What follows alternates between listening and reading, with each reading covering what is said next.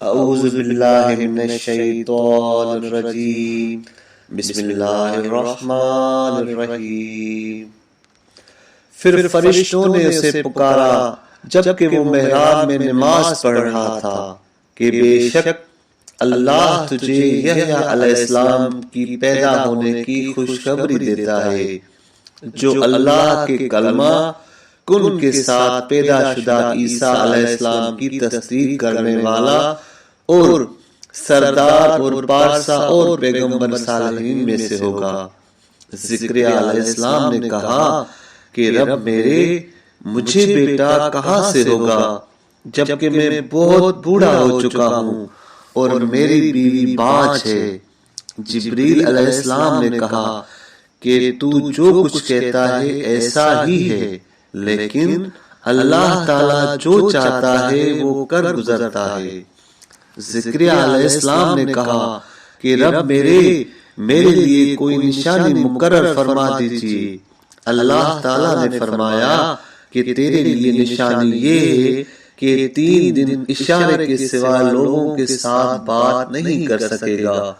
اور اپنے رب کو زیادہ سے زیادہ یاد کر اور شام اور صبح اسی کی تسبیح بیان کر۔ اور جب فرشتوں یعنی جبریل علیہ السلام نے کہا کہ اے مریم، بے شک اللہ نے تجھے منتخب کیا ہے اور تجھے مردوں کے میلاب اور حیض سے پاک کیا، اور تجھے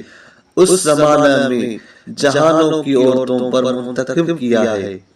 اے مریم اپنے رب کے لیے نماز میں قیام کر اور سجدہ کر اور رکوع کرنے والوں کے ساتھ مل کر رکوع کر۔ یہ غیب کی خبروں میں سے ہیں جو ہم تجھے وحی کے ذریعے سناتے ہیں، اور تم ان کے پاس موجود نہ تھے۔ اے محمد صلی اللہ علیہ وآلہ وسلم، جب لوگ قرآن اندازی کے لیے اپنے قلم ڈال رہے تھے کہ ان میں سے کون مریم کی کفالت کرے، اور نہ تم اس وقت ان کے پاس تھے جب وہ مریم کی کفالت کے بارے میں آپس میں جھگڑ رہے تھے۔ جب فرشتوں نے کہا کہ اے مریم، بے شک اللہ تجھے اپنی طرف سے ایک بیٹے کی خوشخبری دیتا ہے جو اللہ کی قدرت اور کلمہ کن کے ساتھ پیدا ہوگا، اس کا نام مسیح عیسیٰ بن مریم ہے، دنیا اور آخرت میں عزت والا اور مقرب بندوں میں سے ہے۔ بطور معجزہ لوگوں 7 ماہ کی گود میں اور رسالت ظاہر کرنے کے لیے بڑھاپے میں بات کرے گا، صالحین میں سے ہوگا۔ اس نے کہا کہ میرے رب،